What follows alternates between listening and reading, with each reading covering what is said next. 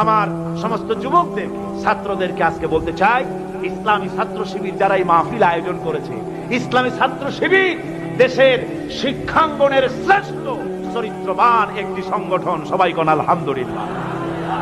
পত্র পত্রিকাগুলি অনাবরত লেখে যে শিবির রক কাটে।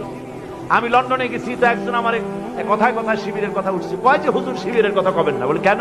কয় আচ্ছা খালি রক কাটে। বলে আশ্চর্য কথা, শিবিরের খায়ে খায়ে কাম নাই, খালি রক কাটে তারা, আপনি পাইলেন কিসে? কয় যে পত্রিকায় পাইছি।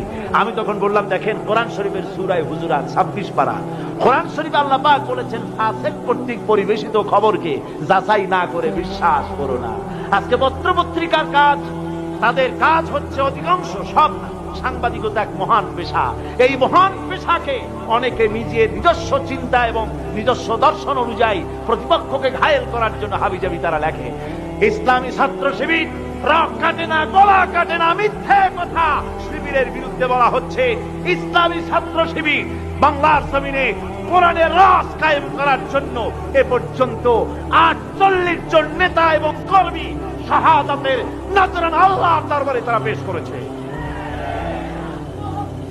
সুতরাং এই শহীদি কাফেলা ইসলামী ছাত্র শিবিরকে আমরা আমাদের অন্তরের অন্তঃস্থল থেকে মুবারকবাদ জানাই। আল্লাহ তাদেরকে কবুল করুন, জোরে বলেন আমিন।